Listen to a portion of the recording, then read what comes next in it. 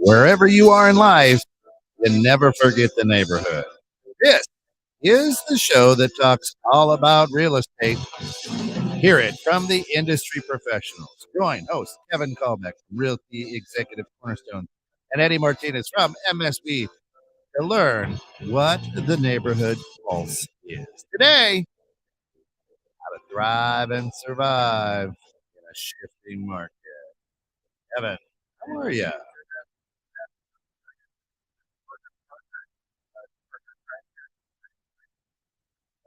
Hey, hey.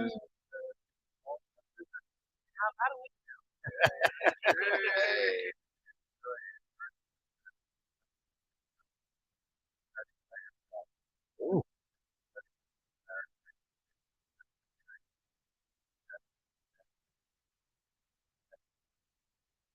how long did I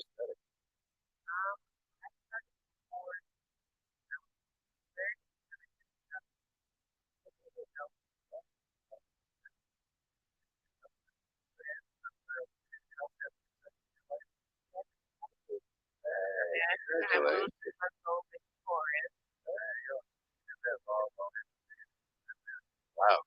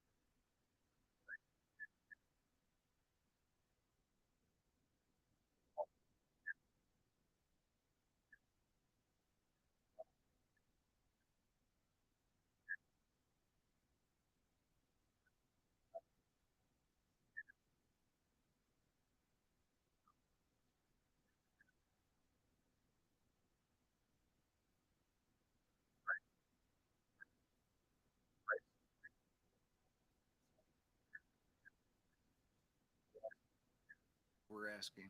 So there's a lot of information you can obtain through those. So when you're getting in the market, what was the first thing you said? I'm gonna get in the market, and it's gonna be what? What are your expectations of real estate? Right now, initially, I just know it's gonna be a lot of work. Right. Watching you the past week, I've been tagging along with Kevin, and I see how Right. you run all over the place at all hours of the day. Right. So yeah, it's gonna be a lot, but I'm up for the challenge. I'm That's excited. it. You've got to see a little bit of activity and stuff. A lot of paperwork, a lot of computer work. So there is a lot of work in real Mhm. estate, as all agents know. It's a lot of work, and there's a lot of different ways to do that work. A lot of different things to look at as well. So as we look at, we saw a number of headlines today, whether it was through Inman's and Current and NAR, is a shifting market. So what is a shifting market, right? Shifting market means it's starting to look a little bit different than it has over the last year and a half, 2 years. Mhm. So when COVID hit, um, I think most realtors kind of stepped back and said, "Whoa, what do we do?" People didn't want us in their houses. People didn't want to go in people's houses. They didn't want to meet. They didn't want to get together. There was food shortages. The shelves in the stores were empty. And then the National Association of Realtors did an amazing job of getting in there, making us essential employees, and the market just picked up. And we did some new things. We wore masks, we Mhm. wore gloves, we wore booties. So we used hand sanitizer. We didn't touch knobs, touchless showings. So we realtors are amazing because they can adapt to anything. Right. So COVID came, we figured it out, we adapted, and we moved on. Right. So that's what we did. So we did. So in the National Association, or NAR is what we'll call them from now on, it was amazing in getting that going. So initially I thought, well, shoot, we're not going to have any business. So Mhm. this is it. And then the real estate market for a while, and NAR got us up and running. So, and as we got up and running, people would call and they say, I really like this house. We would say, would you like to see it? And I can see that. As long as you have a pre-approval, you can go, right? And you're okay with wearing masks, gloves, booties, etc. Right. So kind of crazy. And the market just took off. And as the market took off, the economy changed, and a lot of things looked a lot different. And as they looked different, interest rates came down. House prices went up exponentially. We've had some of the highest prices we've seen in years. We had the lowest interest rates that, I don't know, are they forever the lowest rates, or Yeah. So in lowest? 2020, the anomaly was the lowest in history. Right. And so if you were to take a look at like the treasury rate since the 60s, in 82-ish, right there, 82, they were the highest they had ever been. So that was an anomaly. And then in 2020, they were the lowest that they've ever been. So you've got the high side anomaly, 40 years ago, roughly, and the low side anomaly just 2 years ago. Yeah. That's it. So, lowest interest rates. So rates are up, so they're up. That's 6-ish mark, so give or take, depending on a lot of different scenarios. But I would say average, would say about 6-ish. Yeah. So actually, they've come down a little bit with some of the news that's been out there. So you can find your government type of loans, your FHA or VA, still mid to high 4s. And you're going to be somewhere mid 5s for a conventional style loan. Yeah. Okay. Yeah. And ARMs? Right now, it's still not really coming back. You might find some individual lenders who are trying to put together some products that will be attractive, like a 10-1 ARM or something like that. Outside of the jumbo products, so loans that are $648,000 or more, right now there are. It's not like it was back in maybe 2006, where we're about 7.5 on a conventional, and then your ARM would have dropped you down to around the 5 mark. The difference isn't that great yet, so a lot of lenders just aren't moving into the adjustable rates right now. Yeah. I did see some folks are offering it out there, and it could be an advantage, right? Depending on what program they put together for you and what that looks like, how many points you're paying, if points are being paid, things like that. So, and points are 1% of whatever the mortgage amount is. Mm-hmm. So that's what a point is. But interest rates have gone up some. So as they've gone up and house prices have gone up, some people have found homes just a little less affordable. At 2.5%, maybe some people qualified, and at 6%, 5.5%, maybe they don't qualify anymore. So for some first-time buyers, maybe have stepped out. We've seen some people that were going to sell and downsize, and then they said that's not going to work because they're going to wind up spending more money for a smaller house with a higher interest rate and with a higher price, on homes. So we've seen some of that change. But as we go in now, we're seeing, I think the market's going to stay pretty steady, right? So that's my prediction. I know Redfin had just reported that Redfin that sees a market slowdown. A slowdown is not bad, and a slowdown could be defined as shut down, right? Or how slow is it going to get? So I think the market is still going to remain fairly the same, with maybe less homes coming on the market, if that's possible. Mm-hmm. But now, Jordan, just a quick question for you. As Kevin's going through this market, why on God's green earth would you want to be a realtor today? Well, It wasn't my initial plan. I was gonna go to Northern Michigan University Oh. right out of high school, so I did that for a little bit, and then I got there and I realized college is just not my thing. So I came home and I was kind of in like a limbo stage, like what am I gonna do now?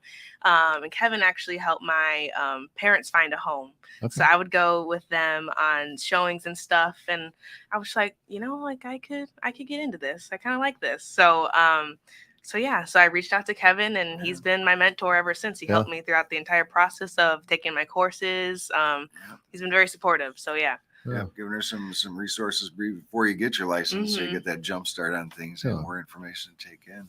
Now, Yeah. Kevin, you've seen over the last, well, back in 2019, 2020, when interest rates were at their astronomically historical low, a lot of people said, man, let me get into real estate. Yeah. What's the feel out there? Are people starting to go, wait a minute, this isn't as easy as it was? Right.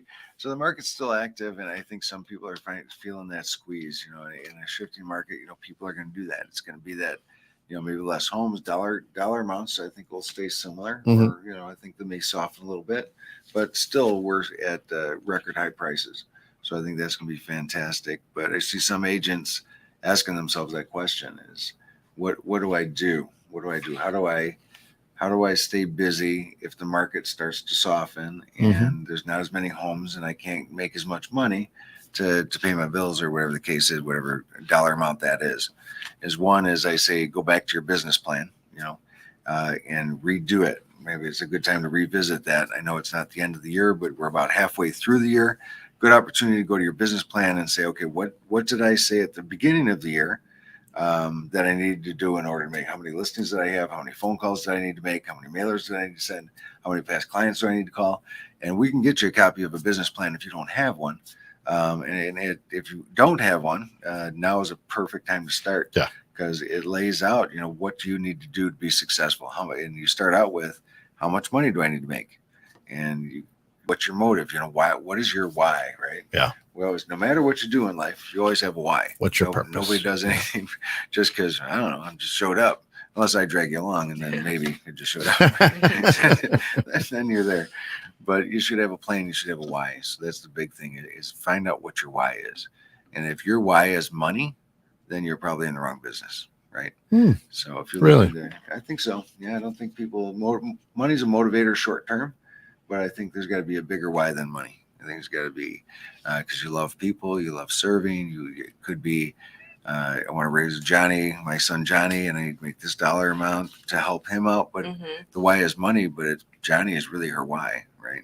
Or his why, whoever's Johnny belongs to, their why. Their why, right? Yeah. So there you go. So yeah, so I think you got to figure out your why. You got to get that business plan in motion, and nothing happens without action, right? Right. So you have to put the wheels in motion. Will remain in motion. If you keep doing the same thing and staying focused, you have to make a number of phone calls a day to get leads, right? So if you're going to be calling out, used to be 100 leads, you get one viable solution, right? One deal. And through this process, because there's so many people that have kind of hunkered down and said, I'm not selling, is about 165 is the statistic now, is 165 dials to get a deal. Wow. So we had Brian Schmidt on the show not too long ago, and he was saying the same thing, is you got to make this many calls in this period of time, and he makes so many calls per day, and put that in your business plan. On Monday, I'm going to make 40 calls. Tuesday, I'm going to make 40 calls. Wednesday, I'm going to take the time off. I'm going to write letters. I'm going to do mailers, things like that. And one of the things in a shifting market, who's the most important person in a shifting market to get clients? To get clients? Mm-hmm. The agent? What do we have you make a list of? Oh, that's right. The sphere of influence, right? So your dog sitter, your old teachers, the waiter at the restaurant, cousins, uncles, people you had acquainted, you start reaching out to them. Let everybody know you're in real estate. And if you're in real estate and you just kind of been focusing on a deal at a time, it's a great time to start that list too, is say, you know what can I do to better people? First thing is, your past clients, right? Yeah. Past clients, you got to stay in front of those folks and love them where they're at. I mean, you had a great time. You got them into a house. They made the biggest purchase of their life with you. They trusted you. You trusted them. It was great. And then the agent stopped communicating with them, and that's it. They keep moving on. 80% of people that list a home in the future, the second when they list it after buying, well, obviously they bought it. Yeah. After they buy a house, when they rebuy a home, Mm-hmm. they don't use when they sell that home, they don't use the same agent. And when they're questioned, they say, "Well, why didn't you did you like the agent you're with?" They're like, "Oh yeah, it was great. We had a good time." Why didn't you use him? I said, I didn't know if he was still in business. I never heard from him. I don't know if he works this area anymore. So if you keep in touch with those folks, they're going to call you when it's time. And not only that, they're going to give you the biggest and best gift of all, which is a referral of their friends and family. Yeah. So that is fantastic. So Bob Berg is the author of The Go-Giver. I'm sure you've heard that book. If you haven't read it, read it. He also wrote, his first book was called Endless Referrals. And network your everyday contacts into sales. The interesting thing in that book is he says that every person's web of people goes out to 250. So if you have created that list and you have 100 people on there, you multiply that by 250. That's a lot of reach. That's a lot of reach, right? And that was very interesting to me as I was reading that. My CEO had given me that book to read and get through to understand kind of that same thing. You understand that everybody you touch or create a relationship with, they have a web of 250 different people that however, and you're one of them then as well. So very interesting to do. And I think it's exciting, Jordan, at this point in your career, a weekend, is that the market's right for people to get into the industry because you're not so busy just running here, there, everywhere. Your phone's not constantly ringing. You actually get to create some good habits on how to run a successful real estate business. That's exactly right. And when you're starting in real estate, you can't just start running appointments because you don't know what you're doing. Yeah. And you're going to get yourself in trouble. You're going to get your managing broker in trouble. You're going to get, it's just going to be, and you're going to get a bad reputation. So it's just the things that occur. So it's important that when you get into real estate, you set good habits of making calls, following up with people, right, and setting that standard for yourself of greatness, and making sure you have plans in place and checklists to get through that. So that's another thing people can do as you're going through, and maybe if you're slower and the market shifting for you, is create checklists of what you do with every deal, and maybe add in a few things. Is during the transaction, maybe once you get a buyer under contract, send them a little coffee gift card, say congratulations, you're under contract, right?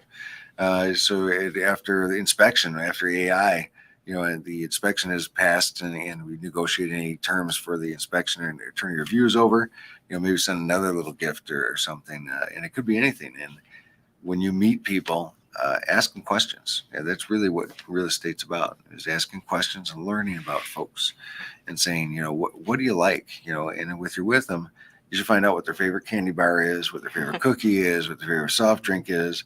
If they're old enough, which they usually are, what's your favorite alcoholic beverage, if you're okay with that. And those are gifts that you can pass along down the way. They say Milky Way, I love them. Those are the best things, right? And we've done that where people say, they say, man, I love Milky Way or Twix. Or maybe they both say Twix. And so we've had a client, they both like Twix. So I said, okay, great. So we got to a point where we're past inspection, and how sweet it is that we're past inspections. We sent a little box, and we gave him the right Twix and gave her the left Twix. And they laughed and they loved it, and it was just one of those great bonding moments. And I think it's important that you do that, bond with folks, right? That's how you do it. So as you move forward in your career, you're going to have a lot of opportunity to make relationships. And I know you're a very likable person. You have a lot of friends and such. And, so we're just starting to reach out to those folks. So tell them, call me. Say, call me. Just like That's that. Call me. That's it. That person. Now, as we look at thriving and surviving in a shifting market today, there are, how many steps would you say? You mentioned, Kevin, your why. How often do you revisit that? What do I've heard of vision boards. I've heard of different things. What is it, and how do you maintain that why? Maintaining the why is you have to revisit it frequently. At minimum, you have to revisit that every quarter. Just to see where you're at, what you're meeting. In our office, they have these big Post-it notes that are 2.5 feet wide, 3 feet tall, and we stick them right to the wall. We write on those. So those are it could be people's names, it could be an inspiration, it could be a number of different things that keep us focused on our why and who we serve. Because in the Code of Ethics from the National Association of Realtors, when you join them, that Code of Ethics is very important. It's very stringent. And one of the key points is to one, do no harm, but two is act on behalf of your client's interest above all else, even your own interest. Wow. So if you find a great deal, you're like, I want to buy it, and you showed it to a client, they want to buy it. You got to do what's best in your client's interest, not your interest. So that is one of those key things. But as you keep your why and you keep your focus and you keep that, there are a ton of different things you can do. You can set reminders and it's what we like to do is set reminders in the future. You should get a CRM, customer management resource, and it put information in there. And then we set up tasks and we set up alerts, and it reminds us, take a breath, call a client, know that today is a great day, right? Whether you have all days are good days. Some are just better than others. Oh yeah, that's my opinion on that. Praise for Jesus. Sure. You got it. That's it. Do you have a vision board? I see. I do not have a vision board. I did that years ago when I was in my 20s. Nice. And it didn't work for me. No. Right? Because I really wasn't motivated by things. Right. And a lot of times the vision boards that are the ones that I were taught, hey, put a Cadillac up there, put a nice house, put a happy, and that never really motivated me. Right. So what I do is I write down my goals. I have business goals. I've got professional goals. Yep. I've got personal goals. And what I have found is, and I visit those every week, I'll sit at the end of each week and take a look at my goals. And oddly enough, I have them all, probably back for 12, 13, 14 years. Oddly enough, some of the things that are written on some of those, maybe even 7 years ago, are now starting to come true. Right. Where I thought it was a goal for 2013, let's say, or 2015. Now I'm starting to see it come to fruition. Right. And that's the stick-to-itiveness and knowing that they're there, and I can always go back and look at them, and they never really go away. And what I found with a vision board for me was I can recall I wanted to have a 1999 Pontiac Bonneville, a forest green with a tan leather interior. I had it down. Well, Pontiac did you make that? Yeah, that call? Yeah. Well, that was probably back in 1998, right? Okay. And interestingly enough, Pontiac isn't even around anymore. Right now, I'm sure I could find that car at some point, but then I would be like, why do I want a 1998? But so the interesting thing is, for me, I think that why, how you keep it in front of you it might be different for everybody. Sure. But I mean, every week, at the end of each week, I'm looking at how did I do against my goals? Did I get a step closer to them? Right. But I visit my why every week. That's a great idea. the more frequently you visit it, the more focused you're going to stay. You know, if you're going to revise your business plan, I think that's quarterly. I think you need to revisit that. Yeah. Or if things shift drastically, you need to jump in it right quick and see if that's any different. Maybe increase things that you're doing to be more successful. Yeah. But real estate is a relationship business, Mhm. and that's what it is. A relationship and having the knowledge to share with your clients. And if you are having problems communicating with your clients, there are a ton of classes you can go to take. There's the ABR, buyer representative, SRS, seller representative, senior Mhm. representative, military, and get into those books and study, learn Mhm. more.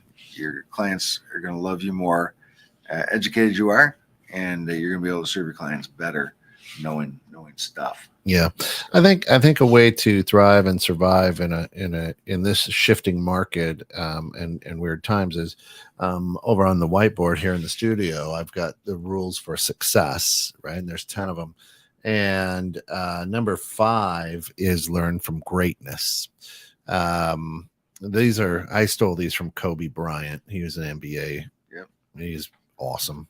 Yep. Anywho, these were the rules that he kind of patterned his business and his life after. And the interesting thing is, in our industry, especially in real estate, there's greatness everywhere. Right. But you have so many different factions, right? So you've got you've got Keller Williams, you've got Century 21, you've got Success Realty. You know, you got everything out there, right? Absolutely. And sometimes if I want to learn from greatness, I call up Kevin Callback, and Kevin goes, "I don't want to give you my secret sauce." Right? So some people are guarded. So in this shifting market, how do I learn from greatness if greatness isn't wanting to share? Right. And that's a fantastic question, because there are agents that feel like, hey, I got my secrets, I'm not going to share, we're going to hold here, we're going to hold tight. And then I've met, and one of the reasons I went with Realty Executives with Rick O'Connor is because he's willing to share those secrets. He's willing to tell you, hey, this is what you need to do. You know, here's some checklists, here's some paperwork, here's some things you can model past. You need to do a business plan. And somebody that's not afraid to keep you on task to say, hey, listen, get back over here, write your business plan. Yeah. I'm like, yeah, but I want to go to business. No, not without a business plan, because you don't know what you're going for, right? Yeah. So I think it's important. And I have met so many amazing agents here in Illinois, in NAR, IAR events, where people are open to share everything. There's more than enough homes to sell for everybody. There's 1.5 million realtors in the United States. Not all of them are active. They, some of those are, part-timers. They're hanging it somewhere just for the 1 or 2 deals a year or whatever the case may be. But if you're in an office that doesn't share, that doesn't help, that doesn't care, as you find it on your own, you need to switch brokerages. You need to go to somewhere that they have an open mind and are able to share and care about your success as much as you do. Now, the person who's going to care about your success usually the most is yourself, right? And then after that, it's going to be the people around you. And, iron sharpens iron. And it's important to surround yourself with people that are successful, that care about others, and that are willing to share. And once you do that, you're really setting yourself up for success. So that's a fantastic thing.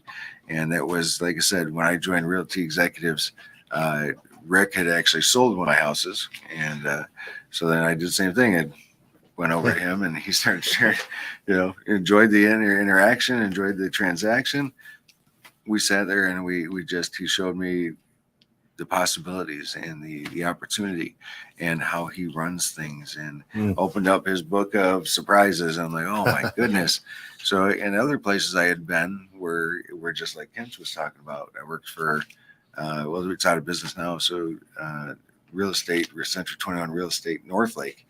And it was not as supportive. It was very inclusive, and the rates they charged you was pretty high, and you didn't really get a mentor, and you kind of figured it out yourself.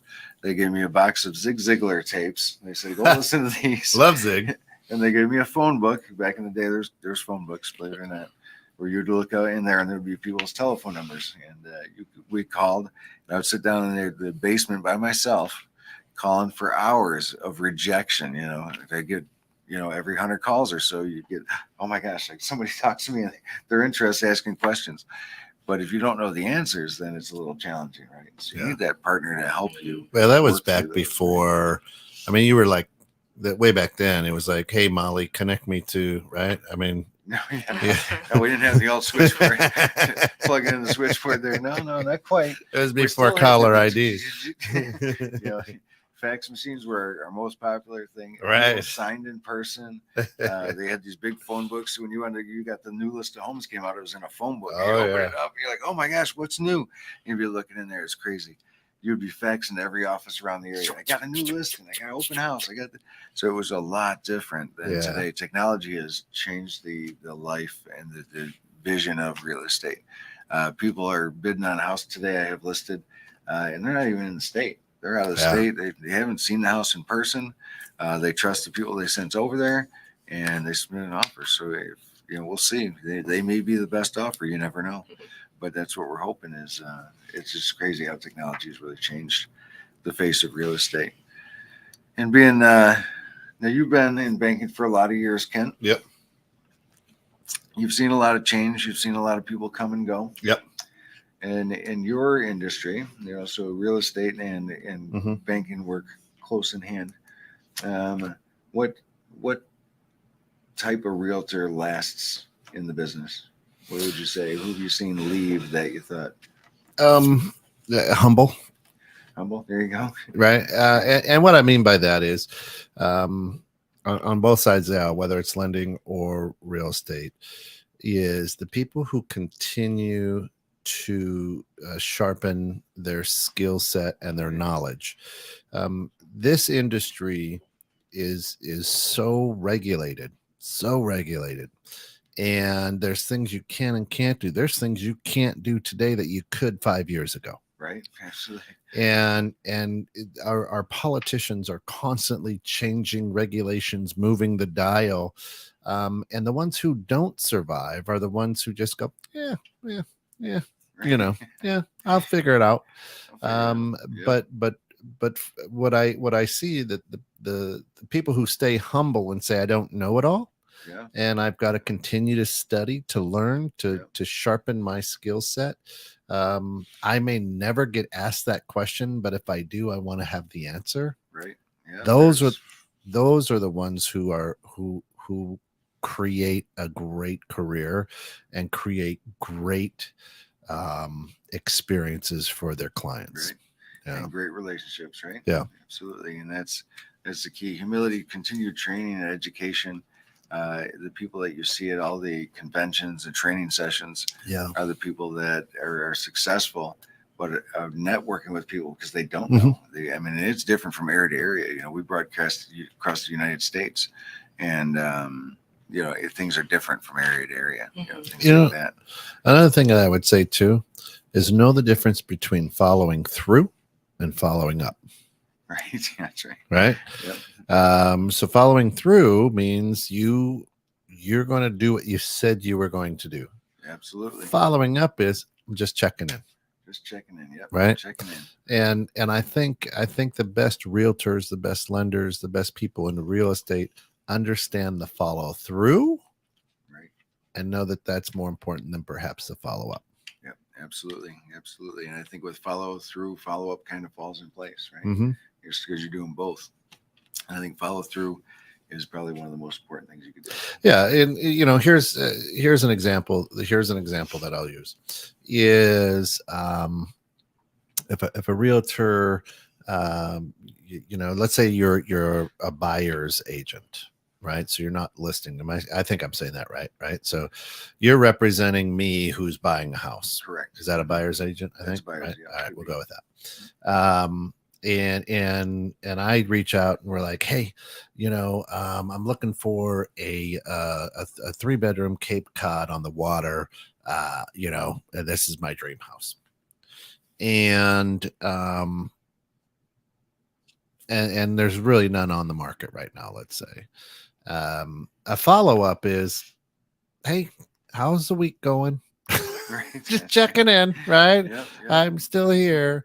As opposed to a follow-through, it may be, hey, I know this is your dream. Here's an article on waterfront property, or here's I went by this one. I know you wanted waterfront, but this has a crick in the backyard instead. I say crick, so I'm from the country, There you right? go. That's it. But it knocks off all the everything that you were hoping for, except it's not on a lake or what, you know what I mean? Right. So Absolutely. the follow-up is I want to maintain a good relationship with you. A follow through is I want to maintain a good relationship and build it. A follow-up is I just want to touch it because I want the sale. Right. That's right. Right? Does that make sense? Oh, absolutely. Yeah. There's a huge difference between touching and following up and following through. And there's a lot of opportunity to do that. And we have a client right now, we'll just call it Danny, is looking for a house, and she wants to be in a specific neighborhood. And it has to be a ranch. So we start knocking doors on ranches. I'm like, hey, you ever thought of selling? Yeah. Have you ever considered it? And if your client's looking for a specific animal in a specific area, there's no reason you shouldn't just. It's a question, right? Knock on the door. Now, for a lot of our listeners, I want you to understand that may sound funny. For a lot of the new realtors, for a lot of realtors out there, I'm going to tell you something. In November, well, actually, it was the day after Halloween. So it was right before Halloween. A realtor did that to me. Yeah. And my wife. We had been in the house for 18 years. We had kicked it around a little bit, and said, well, maybe in the summer we'll see what happens, whatever. And she knocked on the door and says, hey, I got somebody who probably would love to buy your house. That's right. And we're like, it's not even on the market. Yeah. And she's like, Doreen, I'll use her name. Yeah. Doreen, she's great, absolutely. Right? So Doreen Swanson from Glacier Realty. And she's like, hey, I guess so we're like, oh, okay. And so we showed them the house. We didn't clean the house. We didn't stage it. We weren't planning on moving. They came in, they looked at it. We walked through it. They walked through it, and they ended up buying the house. That's right. Amazing. Yeah. That's fantastic. And so here to the realtors out there, truly don't be afraid to do that, because we kicked it around and we knew the market was good because I'm in the lending industry. Right. But there's always that we were there 18 years. That was home. We were scared. Yeah, we were like, no, this is home, baby, right? That's right. And then all of a sudden we're like, well, for that amount, we don't have to be home anymore. You want the furniture too? Right.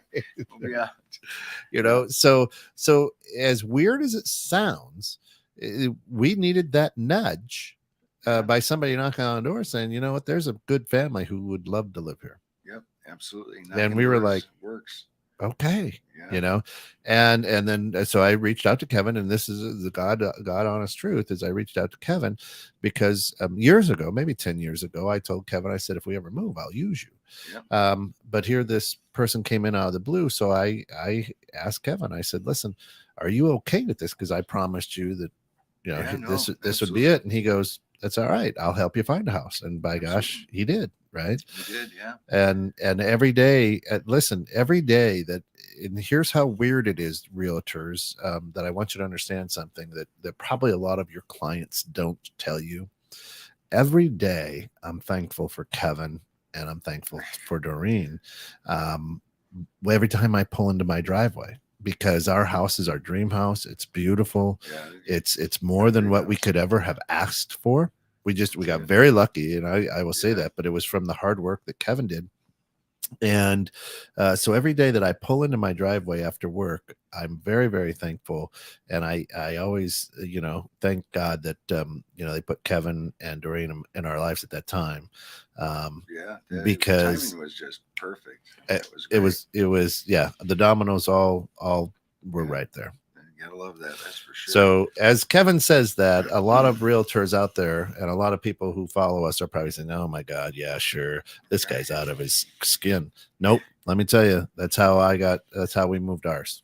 Absolutely. You're right. And I think a lot of fear is fear, right? A Yeah. lot of it is fear. People don't like cold calling because of rejection, fear of rejection. Like knocking on doors because there's the unknown. People fear the unknown more than anything, I think. Yeah, I think you're right. So if they knock on that door, what if this person gets mad? What if they, but what if they give you a big hug and say, yeah, I'm just thinking about selling.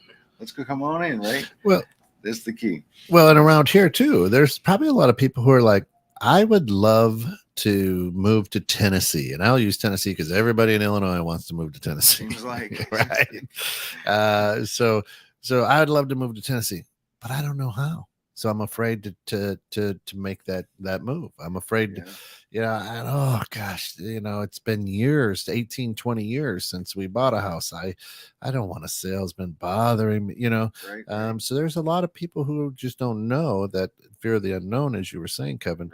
Right. But once that little nudge is, or say, hey, everything's going to be all right, and here it is. Now, nationwide, is it still kind of the same market? Is it low inventory everywhere, or are there places where you're like, no, there's houses? And I don't think there's any houses anywhere. I know of. Everybody I'm talking to, we're in a couple of masterminds that have agents across the country, and they're all like, they're paying 100 over, they're paying 50 over, they're paying that's 100,000 and 50,000 over, right. So it's kind of crazy. And I think it's different. The interest rates have gone up. We talked about that way early in the show. I think prices will stay about the same. I don't think they're going to go down much.